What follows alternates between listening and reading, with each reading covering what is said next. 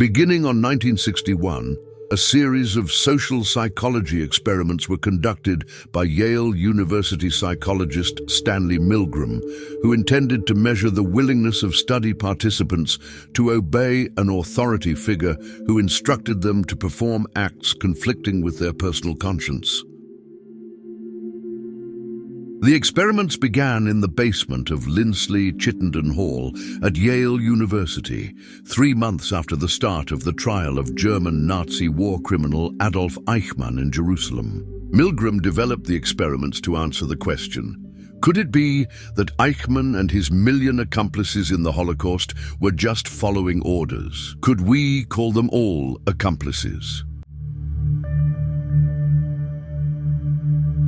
Participants for the experiment were found through newspaper advertisements and mail. Participants were informed that the experiment would last 1 hour and that they would be paid $4.50, even if they did not complete the experiment. The experiment involves 3 individuals. The researcher represents authority and is the one who gives the orders. The participant follows the orders given by the authority.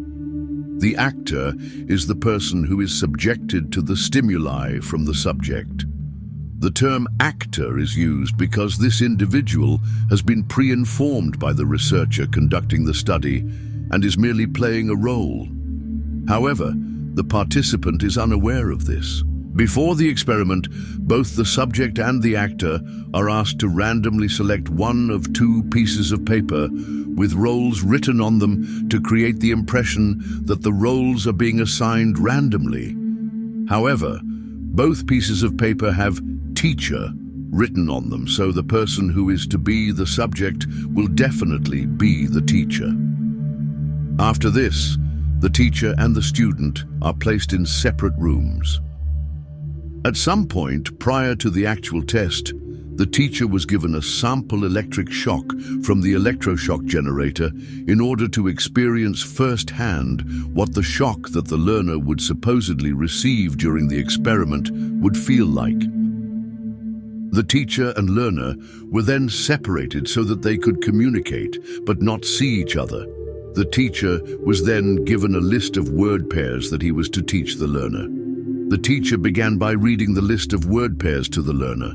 The teacher would then read the first word of each pair and read 4 possible answers. The learner would press a button to indicate his response.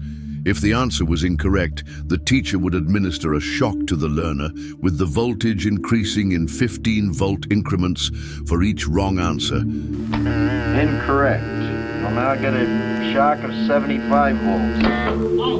Soft hair. He kind of did some yelling in there. Continue, please. Incorrect. You'll now get a shock of 105 volts. Hard head. But if correct, the teacher would read the next word pair. The volts ranged from 15 to 450.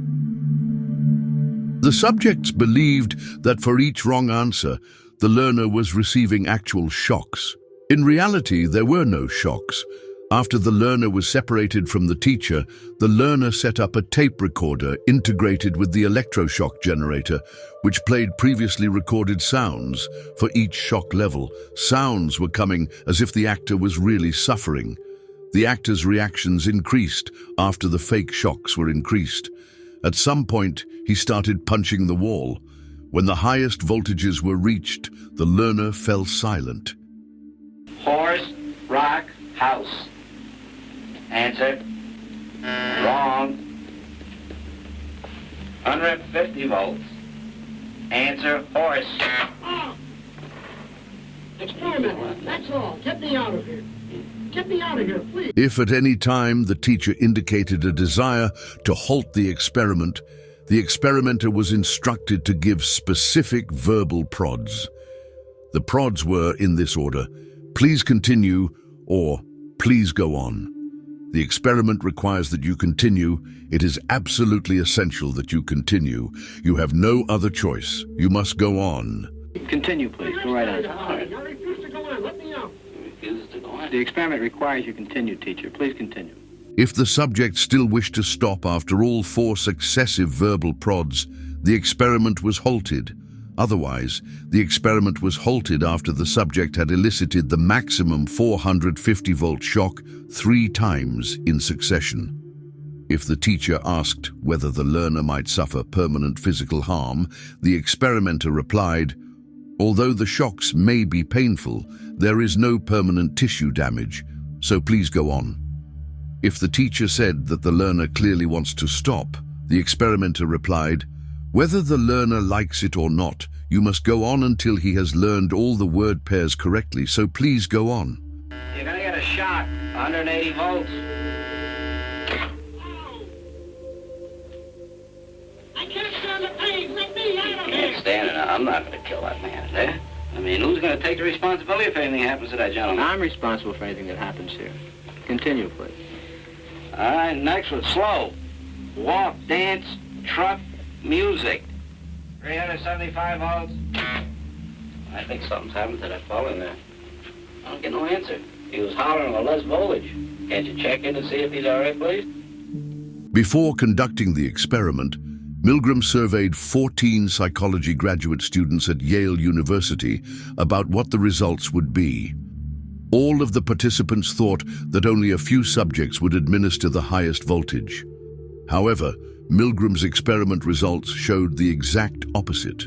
65% of the subjects complied with the orders and applied an incredibly high voltage of 450 volts to the actor in the student position, even though they felt discomfort.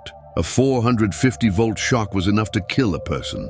Participants were uncomfortable administering the shocks and displayed varying degrees of tension and stress.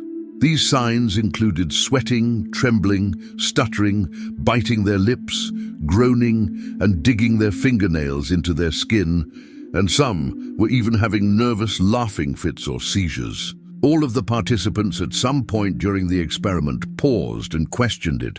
Some even stated that they would return the money they had been paid. Variations of the experiment were later conducted by Milgram himself and by different psychologists worldwide, and the results were similar. Milgram elaborated 2 theories. The first is the theory of conformism. An individual who lacks the ability or expertise to make decisions, especially in a crisis, will defer decision-making to the group and its hierarchy. The second is the agentic state theory. It is the state in which an individual sees themselves as a mere instrument carrying out another person's wishes, thereby not feeling responsible for their own actions. So if you had been there, how would you have acted?